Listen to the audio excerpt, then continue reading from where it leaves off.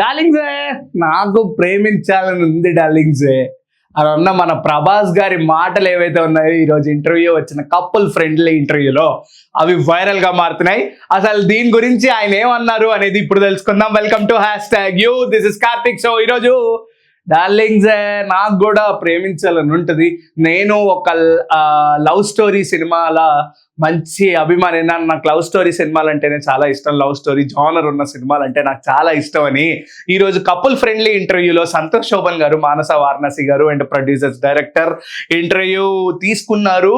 అంటే ప్రభాస్ గారి ఇంటర్వ్యూ వాళ్ళు చేశారో లేకపోతే ప్రభాస్ గారే వాళ్ళని ఇంటర్వ్యూ చేశారో కూడా మనకు తెలియట్లేదు. ఎందుకంటే మకుటం లేని ఒక పెద్ద రాజు, సినిమాలంటే బాగా పిచ్చి, ఫ్యాన్స్ అంటే పడి చచ్చిపోయే, ఫ్యాన్స్ బాగుండాలి అని కోరుకునే, బయట లోపల తేడా అవేవి లేకుండా ఉండే ఏకైక హీరో రెబల్ స్టార్ ప్రభాస్ గారు.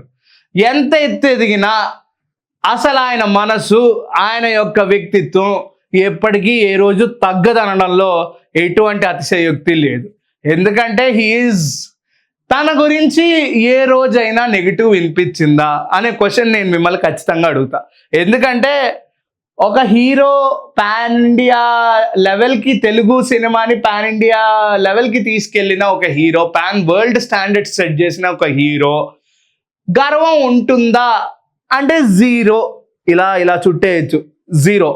గర్వం జీరో. ఎందుకంటే ఆ మనిషికి, ఆయన వ్యక్తిత్వానికి, ఆయన చిన్నపిల్లల మనస్తత్వానికి, ఆయన ఎంత ఎత్తుకు ఎదిగినా ఇంకా అలాగే ఎవరు కొత్త వాళ్ళు వచ్చినా వాళ్ళని అలాగే ఎంకరేజ్ చేస్తూ డల్లింగే అనే ఒక మాట ఆయన నోటి నుంచి విన్న తర్వాత మనకు వచ్చే ఒక్క హ్యాపీనెస్ ఏంటో తెలుసా? ఆ పాన్ ఇండియా స్టార్ ప్రభాస్ గారి నోటి నుంచి డార్లింగ్స్ అని నన్ను పిలుస్తున్నారంటే ఎంత హ్యాపీగా ఉంది. ఎవరికి ఎదురు చూడరండి ఇటువంటి యొక్క గోల్డెన్ ఛాన్స్. మానస వారణాసి గారు కొట్టేశారు ఈసారి. సో ఆయన ఆల్రెడీ కేతికా శర్మ గారేమో అప్పుడు కొట్టేశారు ఒక పెద్ద ఛాన్స్.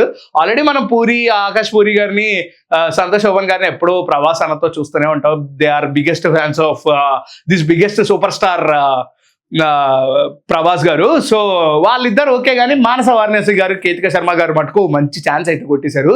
బట్ ప్రభాస్ గారు నాకు ప్రేమించాలని ఉంది అని ఒక మాట అయితే మాట్లాడడం జరిగింది.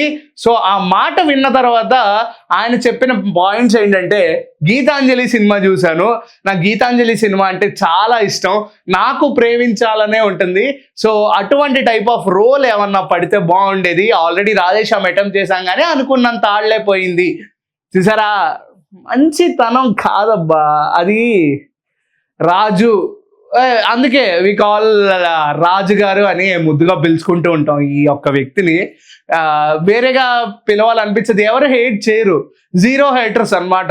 ఒక మనిషికి ఇంత ఉన్నతంగా, ఇంత వ్యక్తిత్వంలో ఇంత గొప్ప వ్యక్తి అప్పట్లో, ఆ కాలంలో కర్ణుడిని చూసిన తర్వాత మళ్ళీ ప్రభాస్ గారిని చూసానేమో అనిపిస్తుంది నాకు ఈ కలియుగంలో. ఎందుకంటే ఆయన ఆల్రెడీ మన కల్కిలో కర్ణుడిగా కూడా చేశారు. అంటే ఒకళ్ళ గురించి ఎంతని చెప్తాం, ఎంతని మాట్లాడతాం ఒక వ్యక్తి గురించి. అసలు మాట్లాడడానికి మాటలు సరిపోవు, కోటలు అయిపోతాయి అవన్నీ. ఆ విన్న మాటలు కూడా ఆ వ్యక్తి ముందు చిన్నబోతాయి అనే మాటలు అసలు మాటల్లో వర్ణించలేని ఒక పాయింట్స్. నేను ఎటో వెళ్ళిపోతున్నానంటే హిజ్ ఆరా, రెబల్ ఆరా, రాజుగారి ఆరా. సో నాకు ప్రేమించాలనే ఉంటుంది అనే మాట మాట్లాడడం జరిగింది. అండ్ దాంతోపాటు ఏమై చేసావే గీతాంజలి సినిమా గురించి, ఆయనకున్న ఎక్స్పీరియన్సెస్, ఆయనకున్న ఇష్టాలు, ఆ సినిమాలు చూస్తే నాకు చాలా హ్యాపీగా ఉంటుంది. మినిమం 3 to 4 times చూస్తూ ఉంటా. అండ్ మీ సినిమా కూడా నేను ఇంక నుంచి 3 to 4 times చూస్తాను అని కూడా చెప్పడం జరిగింది. అండ్ అటువంటి టైప్ ఆఫ్ జానర్ సినిమాలు వస్తే బాగుంటుంది, నా సైడ్ నుంచి కూడా నేను ఎక్స్ప్లోర్ చేయాలనుకుంటున్నాను, గీతాంజలి లాంటి సినిమా ఒకటి చేయాలనుకుంటున్నానని కూడా ఆయన ఇంటర్వ్యూలో అయితే చెప్పడం జరిగింది. చిన్న వాళ్ళని, కొత్త వాళ్ళని ఎంకరేజ్ చేయడంలో మా రాజు గారు ఎప్పుడు తగ్గరండి, ఇదైతే నిజం. అండ్ ఆయన ఆ ఇంటర్వ్యూలో ఇంకా మంచి ఫన్నీ థింగ్స్ ఏమైనా ఉన్నాయంటే అవి షేర్ చేసుకోవాలంటే మీతో ఆయన ఇంకొక మాట కూడా చెప్పడం జరిగింది. ఫుడ్ ఎక్కడ బాగుంటుందో, ఏ ప్లేస్లో అయితే బాగుంటుందో ఆ ప్లేసుల నుంచి స్విగ్గీ చేయించుకుంటాను. ఇప్పుడు చెన్నైలో బాగుందంటే ఫ్లైట్లోంచి తెప్పిస్తాను. ఎవరికైనా తినడం ముఖ్యం, వాళ్ళు తింటే నాకు హ్యాపీగా ఉంటుందని తెప్పించిన ఈజ్ నెక్స్ట్ లెవెల్. సో అలా గీతాంజలి గురించి అండ్ ఏమై చేసావే గురించి కూడా ఆయన యొక్క ఎక్స్పీరియన్స్ అయితే షేర్ చేసుకోవడం జరిగింది. అండ్ కపుల్ ఫ్రెండ్లీ మీద కూడా ఇది చూస్తే నాకు ఒక గీతాంజలి, ఒక ఏమై చేసే, ఒక వర్షం, ఇటువంటి టైప్ ఆఫ్ సినిమాలు చూస్తున్నట్టు అనిపించింది. చాలా బాగా తీశారు, చాలా బాగా చేశారు. అండ్ నాకు ఉంటది అనే ఒక పాయింట్ ఏదైతే ఉందో ఆ పాయింట్ కంప్లీట్ గా సినిమా వైజ్ గానే చెప్పారు. బట్ వ్యక్తిత్వం వైజ్ గా ఆయన పర్సనల్ లైఫ్ లో ఇప్పుడు ఆయన పెళ్లి చేసుకుంటారు అనే టాపిక్ పెద్ద హైలైట్ అవుతుంది. ఆయన ఎప్పుడు పెళ్లి చేసుకుంటారు అనే క్వశ్చన్స్ బయటకు వస్తున్నాయి. I'm also eagerly waiting. Sir తొందరగా పెళ్లి చేసుకోండి, ఎందుకంటే మాకు అందరిలాగా అంటే ఒక జూనియర్ రామ్ చరణ్ ని చూసాం, ఒక జూనియర్ ఎన్టీఆర్, జూనియర్ ఎన్టీఆర్ ని చూస్తున్నాం. అదే జూనియర్ రామ్ చరణ్ ని, జూనియర్ ఎన్టీఆర్ ని, జూనియర్ మహేష్ బాబుని, లేదా జూనియర్ అల్లు అర్జున్ ని, జూనియర్ పవన్ కళ్యాణ్ గారిని చూస్తున్నాం. కానీ మాకు జూనియర్ రెబల్ స్టార్ ని కూడా చూడాలని ఉంటుంది మాకు కూడా. ఎందుకంటే అది ఒక మాటగా నిజమే. ప్రభాస్ మటుకు ఒక్కళ్ళే, one man army, one man soul, one man, he's eternal. So అలా ఈ యొక్క ఇంటర్వ్యూలో నాకు ప్రేమించాలని ఉంది అనే పాయింట్ బాగా హైలైట్ చేసి మాట్లాడారు ఆయన.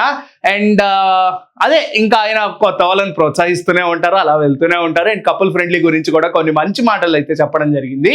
అండ్ ఆయన సైడ్ నుంచి కొన్ని ఎక్స్పీరియన్సెస్ కూడా షేర్ చేసుకున్నారు. అండ్ ఇది ఈయన మాట్లాడిన మాటలు. ఆయనకు ప్రేమించాలని ఉందంట. సో నిజంగా ఆయన ప్రేమిస్తే కొంత కామన్ ఆడియన్స్ లో చాలా మంది రెబల్ లేడీ ఫ్యాన్స్ ఉంటారు కదా, వాళ్ళందరూ సార్ మీ నెంబర్ ఇచ్చేయండి, వాట్సాప్ చేస్తా అని అంటారేమో. So okay, jokes about. ఇది ఆయన అయితే ఆ ఇంటర్వ్యూలో పేర్కొన్న కొన్ని విషయాలు మీతో షేర్ చేసుకున్నాను. And keep watching #you. This is Karthik signing off.